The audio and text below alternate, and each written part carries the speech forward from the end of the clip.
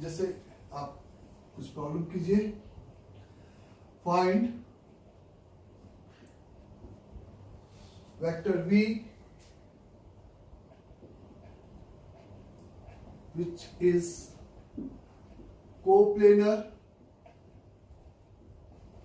with I plus j minus 2k and is a I minus का 2j plus का k and its orthogonal means 90 degree with a vector minus का 2i cap plus j plus k cap and it is given that the projection of v on I minus j plus k is 6√3। तो आपको एक ऐसा vector निकालना है जो कि given दो वेक्टर्स का क्या कहा गया है, कोप्लेनर है और इस गिवन वेक्टर के परपेंडिकुलर है और इस पर आपका उसका प्रोजेक्शन उस वेक्टर v का इस वेक्टर पर इतना यूनिट है। तो सिंपली आपको इस टाइप के सवाल पहले भी कर चुके हैं, बस आप एक नए मेथड से प्रोसीड कर रहे हो। बेसिकली अगर आप ऐसे सोचते हो, पहला तरीका ऐसे कि ये a है और ये b है, ये वाला a और b है, तो required vector is equal to the t times over i plus j minus का 2k is a plus lambda multiplied by i minus का 2j प्लस का k और सिंपली इस वेक्टर का इसके साथ डॉट प्रोडक्ट जीरो कर दिया तो the t whole multiplied by is a minus का 2 is a minus का 2 plus का 1 minus का 2 plus lambda times over minus का 2 minus का 2 plus का 1 is equal the 0। तो t आपका 0 नहीं हो सकता, नहीं तो वो नल वेक्टर हो जाएगा। तो नाउ आपका यहाँ पे -4 -3 plus lambda times over minus का 3 इज इक्वल टू द 0। तो lambda is equal to minus का 1, यहाँ पे लैम्डा की वैल्यू माइनस का 1 सब्स्टिट्यूट कर दिया जाए तो इज अ माइनस आई मर गया, इज अ जे और 3j और यहाँ पर इज अ माइनस का k और माइनस का k यानी कि माइनस का 3k आ गया। तो the 3t multiplied by j minus का k आ गया। ये वो वेक्टर है जो कि इस के प्लेन में है, इसके परपेंडिकुलर है। और नाउ हमें इसका प्रोजेक्शन इस वेक्टर पे दे रखा था, तो प्रोजेक्शन के लिए इसका डॉट यानी कि इस बार मैग्नीट्यूड नहीं दे रखा है, इसलिए दो आंसर नहीं आएंगे। इसका इस पे प्रोजेक्शन के लिए इसके साथ डॉट प्रोडक्ट किया तो वो आपको यहाँ पे j का j के साथ -1, k का k के साथ -1 अपॉन जिस पे आप प्रोजेक्शन लेते हो उसके मैग्नीट्यूड से डिवाइड करना है तो √3 इज और इसको इक्वेट कर देना है 6√3k। तो आपका यहाँ पर the t is equate with is a √3 cancel 6 और -2 तो माइनस का 3 आ जाएगा। तो t की वैल्यू आप सिंपली माइनस का 3 रख दोगे तो द रिक्वायर्ड आंसर आपका माइनस का 9 multiplied by j minus k हो जाएगा। ये एक मेथड है। दूसरा मेथड आपको मैंने ये वेक्टर ट्रिपल प्रोडक्ट में बताया कि a और b का जब हम क्रॉस करते हैं तो ये जो वेक्टर है वो इसके नॉर्मल वेक्टर जाता है और नाउ अगर हम उसका किसी सी वेक्टर के साथ दोबारा क्रॉस करते हैं means a cross b is cross with c, ये वेक्टर आपका सिंपली a और b के प्लेन में होगा, a और b के प्लेन में होगा और उसके साथ c के साथ एज वेल एज 90 डिग्री बनाएगा क्योंकि क्रॉस प्रोडक्ट वाला जो रिजल्टेंट वेक्टर है वो इसके भी परपेंडिकुलर और एज वेल एज इसके भी परपेंडिकुलर होगा। इसमें c इटसेल्फ a भी हो सकता था, एग्जामिनर ने c अलग कर रखा है तो इसका क्रॉस का c कर दिया गया और वो इस रिक्वायर्ड वेक्टर इसका कोलिनियर होगा, ये बात ना भूलें। तो द रिक्वायर्ड वेक्टर को आप सीधे यहाँ पे t मल्टीप्लाइड बाई इस तरीके से कंसिडर कर सकते थे। ये जो कैलकुलेशन किया है वो सीधे यहाँ से आपका आ जाता। एक नया t हो सकता है, वो पुराना t को इससे कोई मतलब नहीं है। तो सिंपली यहाँ पे आप लिखते कि the required vector is equal the t times of c dot a over b vector minus the c dot b over is the a vector, ऐसा हो जाता। The t whole multiplied by the c dot a, c dot a यानी कि इन दोनों का dot -2 और +1 यानी कि -3 into b vector, c dot b यानी कि -2 और -3 यानी कि माइनस तो +3 ऑफ a वेक्टर। और फिर से आप वही सेम कंडीशन और a और b यहाँ पे सब्स्टिट्यूट कर देते, 3 को कॉमन निकाल के, तो आपके पास a और b यानी कि ये दो वेक्टर आप यहाँ पे पुट कर देते, तो ये आपको वेक्टर मिल जाता सिंपली। बोले बच्चे, तो -3t कॉमन निकल गया, तो आपको सिंपली यहाँ पे या प्लस के साथ कॉमन निकाला तो आपको a माइनस b चाहिए। जब इसको इसमें से घटाएंगे तो आपके पास 3 का j और इज 3 का j माइनस का 3 का k वेक्टर आ जाएगा। तो ये आपका 9t multiplied by j minus k आ जाएगा। और 9t तो आपको अभी भी एडजस्ट करना पड़ेगा, कैसे, इसके प्रोजेक्शन से। तो इस तरीके से हम वो रिक्वायर्ड वेक्टर निकाल सकते हैं। तो क्रॉस प्रोडक्ट वाला जो वेक्टर है, वेक्टर ट्रिपल प्रोडक्ट, इस bracket of a cross b लगाने पे मैंने बोला कि ये coplanar with a and b होगा and perpendicular to vector c होगा। तो अगर आपको एक कोप्लेनर वेक्टर जो कि एक तीसरे या किसी भी वेक्टर के परपेंडिकुलर है, तो इस तरह से आप वेक्टर ट्रिपल प्रोडक्ट का भी वहां पे यूज कर सकते हैं। अंडरस्टैंड सभी लोग? नाउ अगर हमसे कहा जा रहा है कि find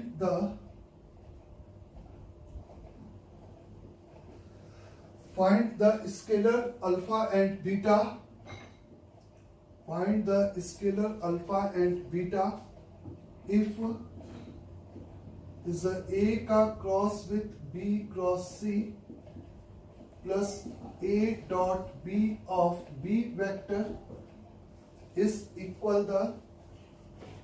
equal to the 4 minus का 2 बीटा माइनस का sine alpha over b vector plus the beta square minus 1 का c वेक्टर।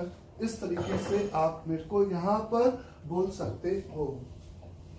अंडरस्टैंड सभी लोग? फिर आगे and is the mod of c का square into a vector is equal to the c vector, where vector b and vector c are simply non-collinear vectors। तो आपको alpha और beta calculate करना है, स्केलर है नंबर्स जो कि इस वेक्टर इक्वेशन को सेटिस्फाइड कर रहे हैं। जहां पर वेक्टर इक्वेशन इसको इसलिए बोला क्योंकि ये एक वेक्टर है, ये एक vector sum of the vector बराबर सम ऑफ द वेक्टर है। तो जब भी हमें ये क्रॉस प्रोडक्ट वाला एक्सप्रेशन मिला तो एज वी नो कि ये आपका b और c का लीनियर कॉम्बिनेशन वाला वेक्टर है। आपका 1 का 3 के साथ डॉट यानी कि a dot c over b vector minus a dot b over c vector plus a dot b over is a b vector is equate with ये पूरा सेम वेक्टर। तो इधर भी आपको b और c का लीनियर कॉम्बिनेशन है और उधर भी आपको b और c के लीनियर कॉम्बिनेशन है। और b और c एग्जामिनर ने नॉन कोलिनियर दे रखा है। तो ये बेसिक थ्योरम की b और c का is a linear combination, b और c के लीनियर कॉम्बिनेशन जहां पर वो नॉन कोलिनियर है तो कोफिशिएंट डायरेक्टली आपका कंपेरेबल यानी कि इक्वेट हम कर सकते हैं। तो a dot c is a plus a dot b is equate with the 4 minus का 2 बीटा माइनस का साइन अल्फा, ये आपके पास b का कोफिशिएंट आ गया, c का कोफिशिएंट यानी कि minus a dot c is equal to the beta square minus 1 हो गया। यहां तक सभी को क्लियर हो गया होगा आई थिंक। बोले बच्चों आगे। अब यहां से अपन को क्या दे रखा है कि मॉड सी स्क्वायर ए और सी इस तरीके से दे रखा है। तो यहां पर अल्फा और बीटा ना, इसमें अगर मैं बोथ साइड सी का डॉट प्रोडक्ट कर दूं तो मॉड सी स्क्वायर, ये गिवन है ना, मॉड सी स्क्वायर, बोले करेक्ट सभी को यहां तक, ये माइनस का a डॉट बी है, इसलिए करवा रहा था, ये a डॉट बी है। हाँ, जब आप देख सकते हो कि इन दो इक्वेशन से हम a डॉट बी को उड़ा सकते हैं, तो यहां से a dot C is equate with the beta square minus का 2 बीटा इज अ प्लस का 3 माइनस का साइन अल्फा, ऐसा कुछ आपको मिलेगा जब दोनों रिलेशन को आप ऐड करोगे। और नाउ यहाँ पे अगर आप c से डॉट प्रोडक्ट करते हो तो ये आपका mod c square a dot C is equal to mod c square. तो mod c is not equal to 0, क्योंकि c 0 तो b और 0 तो फिर कोलिनियर हो जाएंगे। तो इसका मतलब इज वेरी क्लियर कि a डॉट सी यहाँ पे आपका 1 हो जाएगा। तो a डॉट सी की वैल्यू आप सिंपली यहाँ पे 1 पुट कर दिए तो आपके पास यहाँ पर मिलेगा बीटा स्क्वायर माइनस का 2 बीटा प्लस का 2 माइनस का sine alpha is equate with 0। Understand सभी लोग। अब आपको अल्फा और बीटा निकालना था, आपके पास एक सिंगल इक्वेशन है, लेकिन वो जो इक्वेशन है वो आप देखो बाउंड्री वैल्यू इक्वेशन है, क्योंकि अगर 1 इसमें से लेकर इसको कंप्लीटिंग द परफेक्ट स्क्वायर बनाया तो 1 माइनस साइन अल्फा बराबर 0, यानी कि ये नंबर आपका ग्रेटर देन और इक्वल 0, ये आपका हमेशा ग्रेटर देन और इक्वल 0। तो सम आपका 0 तभी होगा जब दोनों एक साथ 0 होंगे। एक साथ 0 होने का मतलब बीटा की value 1 and is the sine alpha की वैल्यू 1। तो alpha is equate with 2 and pi plus का पाई बाय 2। तो beta is equal to 1 and alpha is equate with 2 and pi plus का पाई बाय 2। ये वो scalar number हो गए जो कि हमें यहाँ पर सिंपली कैलकुलेट करने थे। तो इस टाइप के इक्वेशंस में वेक्टर ट्रिपल प्रोडक्ट देखते ही हम उसको अप्लाई कर दिए, वेक्टर ट्रिपल प्रोडक्ट देखते ही हमने उसको अप्लाई कर दिया और फिर अपन ने सीधे सीधे उसको सिंप्लीफाइड करते चले गए और अपने आप आंसर आ गया। क्लियर सभी को। द नेक्स्ट इज इफ, अगर मैंने कहा कि if vector a b and c are is a simply say is a unit vector and make of an angle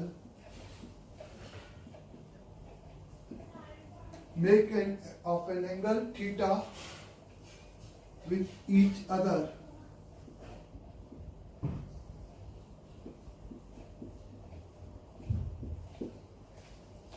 ABC आपके यूनिट वेक्टर है जो कि एक दूसरे के साथ थीटा एंगल पे इंक्लाइंड है। क्लियर सभी को। और ABC are the unit vector are make of an angle theta with each other and one of the vector, यानी कि one of the a unit vector make an angle is alpha with the plane of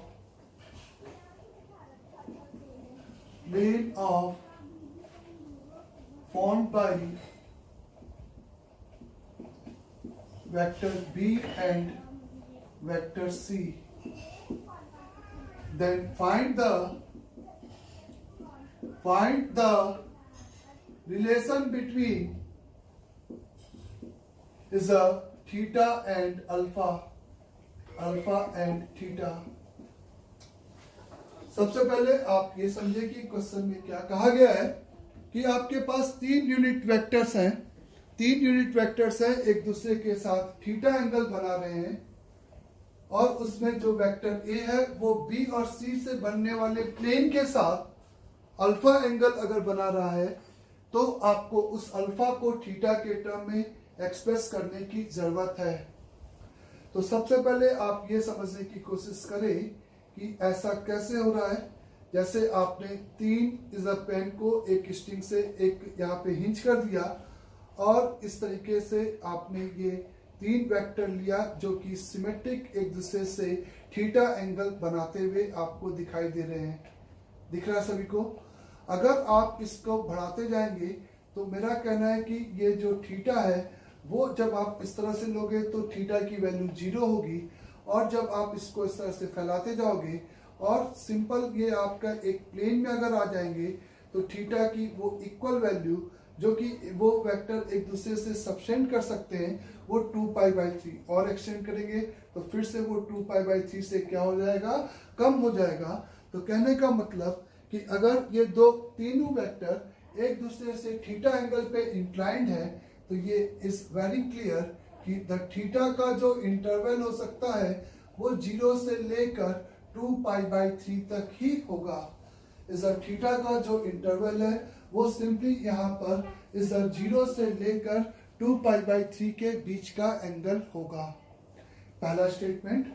दूसरा statement कि आपके पास इस तरह से आपके पास basically क्या था कि ये बी कैप था, ये सी कैप था और ये इस तरह से नॉन कोप्लेनर वेक्टर आप एज्यूम करो। अगर आप प्लेन में मानोगे तो इस स्पेशल केस में अगर आप देखोगे कि ये तीनों वेक्टर अगर एक दूसरे के साथ 2π/3 एंगल पे इंक्लाइंड है तो वो वेक्टर जो कि हम बात कर रहे थे ए, इसके प्लेन के साथ कितना एंगल बनेगा तो वो 0 डिग्री हो जाएगा। आप ऐसे बोल सकते हो। नाउ अगर ए, सी और बी था इस तरीके से तो मेरा कहना है कि अगर तुमने ये बी और सी के बीच का एंगल थीटा है, एक दूसरे के साथ एंगल अपन को दे रखा है और बी और सी के इस प्लेन के साथ जो एंगल ए है वो अल्फा एंगल पे इंक्लाइंड है। तो जब भी एक वेक्टर का प्लेन के साथ एंगल निकालना है, जब भी एक वेक्टर का एक प्लेन के साथ एंगल निकालना है तो एक सिंगल सा अप्रोच होता है कि हम उसके नॉर्मल के साथ उसका एंगल 90 प्लस माइनस अल्फा बोलते हैं। तो नाउ यहाँ पर क्योंकि नॉर्मल के अलोंग वेक्टर लिखा जा सकता है बहुत आसानी से, नॉर्मल के अलोंग वेक्टर आप लिख सकते हो इज अ सिंपल उस प्लेन में 2 वेक्टर लेकर उनका आपस में क्या करके क्रॉस प्रोडक्ट करके। नाउ द यहाँ पर बी और सी इस प्लेन में लाई कर रहे थे तो बी और सी के प्लेन से यहाँ पे अल्फा इसके साथ एंगल था। तो आप ये समझ सकते हो कि इसका मतलब कि आपको यहाँ पर B क्रॉस C और A के बीच का एंगल पता है। B क्रॉस C और A के बीच का एंगल चूंकि यहाँ पे 90 प्लस माइनस अल्फा क्यों बोल रहा हूँ क्योंकि वो B क्रॉस C इस डायरेक्शन या अपोजिट डायरेक्शन में भी जा सकता है। तो इट्स वेरी क्लियर कि A dot with the B cross C is equivalent to the 1 इसका magnitude into B cap cross C cap का मैग्नीट्यूड इंटू आपका सिंपली यहाँ पर ये आपका कॉस का एंगल इज 90 प्लस माइनस का अल्फा एंगल आएगा। ये बात सभी को झिली क्या? बोले बच्चों, यहाँ पर क्लियर है सभी को ये statement. Is A cap is a cap dot b cap यानी कि box of a cap b cap c cap यही इसी का नोटेशन होता है is equal to b cap cross c cap यानी कि सिंपली आपका ये 1 और b और c के बीच का एंगल थीटा तो ये आपका साइन थीटा इंटू ये प्लस माइनस ये आपका साइन अल्फा ऐसा कुछ मिलेगा। नाउ आपको अब यहाँ पे अगर ए कैप बी कैप और सी कैप निकालना है का बॉक्स निकालना है तो a cap B cap c cap का जो बॉक्स होगा वो आप सिंपली मेरे से बोल सकते हो।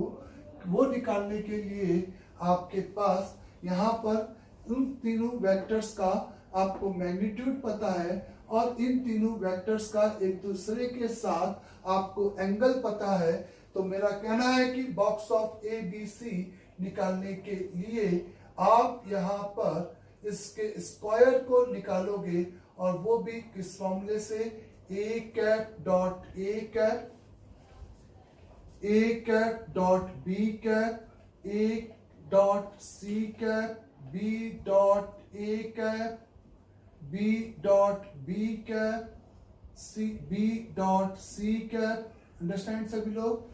क्यों हम ये फॉर्मूला अप्लाई कर रहे हैं? क्योंकि सिंपली हमें एक दूसरे के साथ सिंपल यहाँ पर एंगल पता है।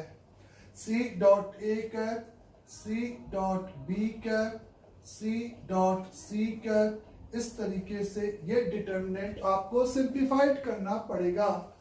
नाउ यहाँ पर इसकी वैल्यू यानी कि a cap B cap c cap का बॉक्स का whole square is equate with, ये डिटर्मिनेंट आप सिंप्लीफाइड करते हो तो ए कैप और ए कैप 1 हो गया, 1 इंटू कॉस थीटा हो गया, तो ये कॉस थीटा, ये आपका कॉस थीटा, ये आपका यहाँ पे देखना कॉस थीटा, ये आपका 1, ये आपका कॉस थीटा, ये आपका कॉस थीटा, ये कॉस थीटा और ये 1, इस तरीके से हो जाएगा।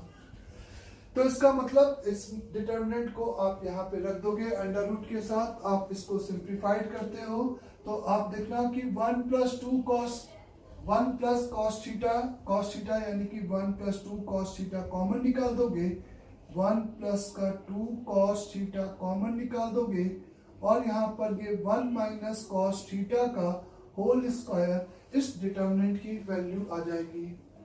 नाउ यहाँ पर इसकी वैल्यू हम लोग लिख सकते हैं अंडर रूट ओवर 1 प्लस का 2 का cos theta into is 1 minus का कॉस थीटा का मॉड, चूंकि मॉड लगाने की जरूरत इसलिए नहीं है क्योंकि ये पॉजिटिव नंबर है, प्लस माइनस का sine theta into sine alpha.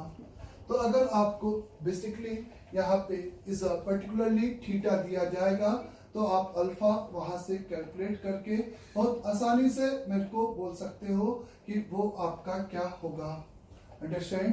तो a cap B cap c cap था, यूनिट वेक्टर थे, एक दूसरे के साथ थीटा एंगल पे इंक्लाइंड थे, और मैंने यहाँ पे दे रखा था कि एक वेक्टर ए वेक्टर है जो कि इस बी और सी के प्लेन के साथ अगर अल्फा बना रहा है तो अल्फा और थीटा में रिलेशन बताओ। प्लस और माइनस क्यों? क्योंकि प्लेन के साथ दो एंगल होंगे उस वेक्टर का, इस एक आपका सिंपल थीटा, तो एक अल्फा और एक आपका 180 माइनस अल्फा। अंडरस्टैंड सभी को यहाँ तक? तो इस तरीके की चीजें हमें यहाँ पर देखने को मिलेंगी। इस तरीके से आपने देखा कि बॉक्स एक दूसरे के साथ एंगल पता था, एक दूसरे के साथ चूंकि एंगल पता था तो box of A B C के होल स्क्वायर के लिए हम लोग ने box of A B C का की वैल्यू के लिए box of A B C के होल स्क्वायर को काउंट किया। Understand? The A B C are unit vector make an angle theta with each other. Let assume let D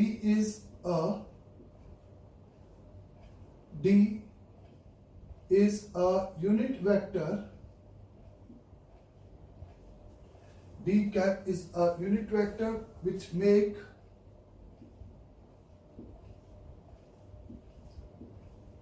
alpha with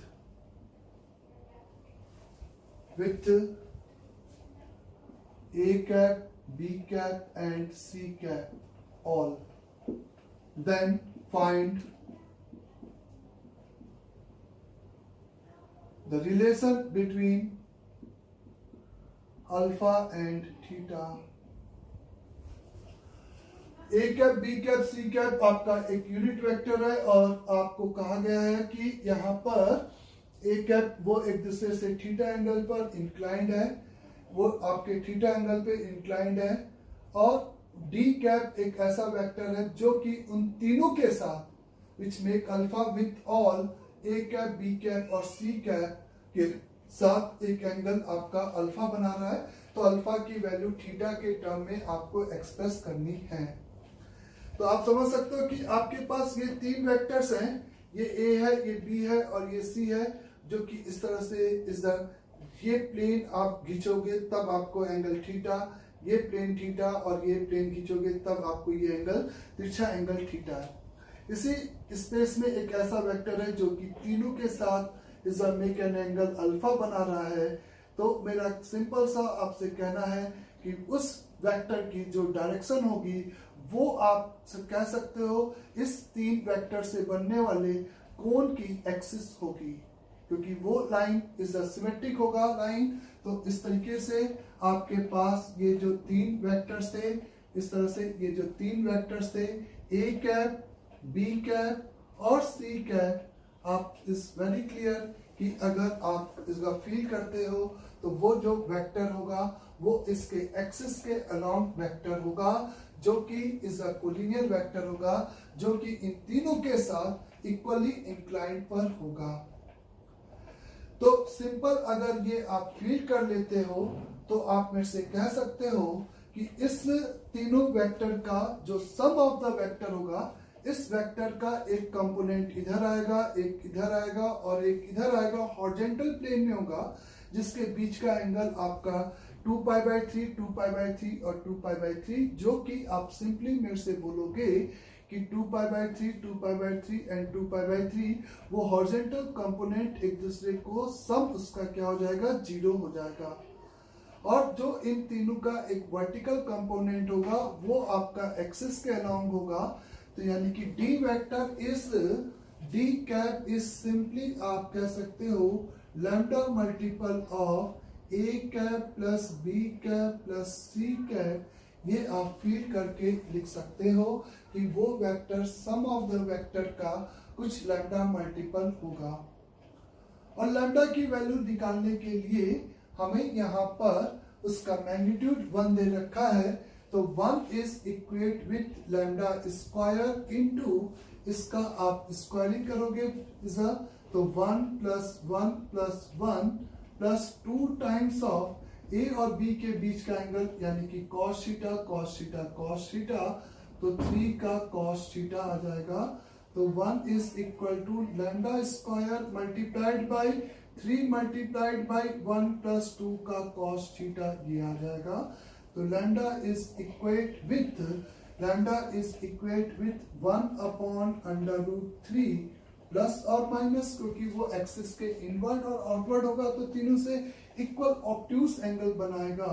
तो 1 plus का 2 का cos theta, इस तरीके से हम लोग यहाँ पर बोल सकते हैं। तो d कैप वेक्टर इज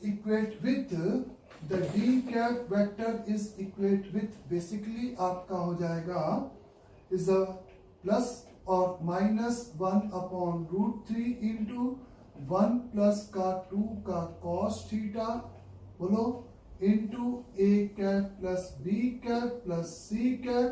इस तरीके से ये आपका डी कैप वेक्टर आ जाएगा। अंडरस्टैंड सभी को यहाँ तक भी स्टेटमेंट मेरा अच्छे से। तो ये आपका एक वेक्टर आपको यहाँ पे सिंपली डिफाइन करना था पहली बात। और फिर वो वेक्टर ये जो वेक्टर आया जो कि तीनों के साथ कहा गया है कि अल्फा एंगल बना रहा है, तो फिर से आप किसी भी वेक्टर के साथ cos अल्फा लगा दोगे तो आप यहाँ पे लिख सकते हो cos alpha d cap dot a cap, d cap dot a cap, यानी कि a कैप के साथ इसका डॉट करेगा तो ये 1, ये cos थीटा, ये cos थीटा, तो 1 प्लस 2 का cos थीटा, तो ये अंडर रूट ऊपर चला जाएगा बच्चे।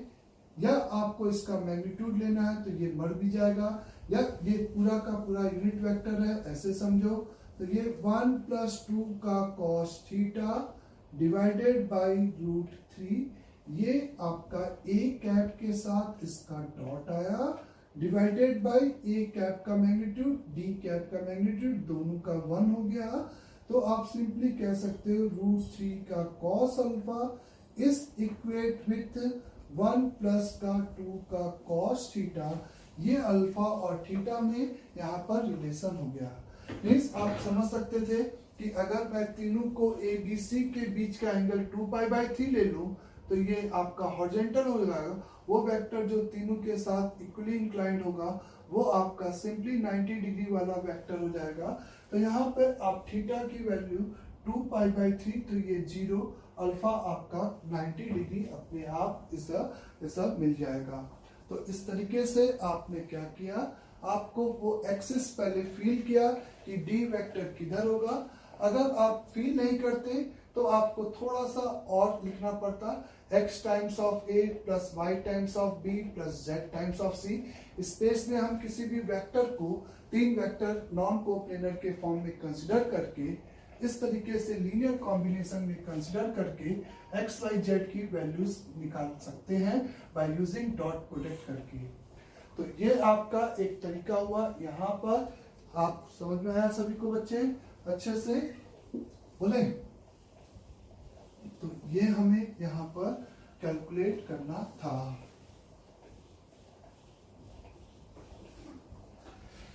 Next is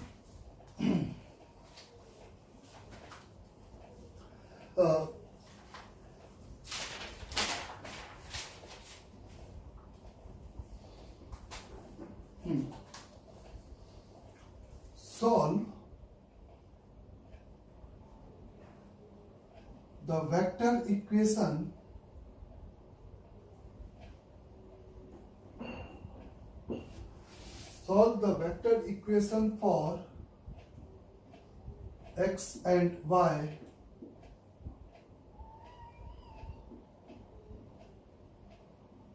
x plus c cross y vector is equal to a vector, and another equation is the y vector plus c cross x vector is equal to b vector. ये given है ना बच्चे? In term of vector a, vector b and vector c. Solve the vector equation for x and y in the term of a, b and c, where the c vector is simply non-zero vector. ये आप समझिए अच्छे से बच्चे। आपको यहाँ पर basically 2 equations दे रखी है, और उसमें वो वेक्टर इक्वेशन इसलिए है क्योंकि वेक्टर बराबर वेक्टर लिखा है। उस वेक्टर इक्वेशन को सॉल्व करके, उस वेक्टर इक्वेशन को सिंपली सॉल्व करके आपको x और y की वैल्यू निकालनी है in the term of vector a, b and c। तो क्रॉस में बैठे इस वेक्टर को निकालने के लिए हम एक वेक्टर से क्रॉस करते हैं और वेक्टर ट्रिपल प्रोडक्ट लगाते हैं। ये एक सिंपल सा अप्रोच होता है। हम ऐसे वेक्टर को इस पहले इक्वेशन में क्रॉस कर दें, बहुत देखना कि आप उसको सॉल्व कर सको। तो सेकेंड इक्वेशन में, क्योंकि फिर इसके साथ क्रॉस में आ जाएगा वेक्टर, जब आप क्रॉस करोगे तो इसके साथ एक वेक्टर क्रॉस में आ जाएगा, तो आप ऐसे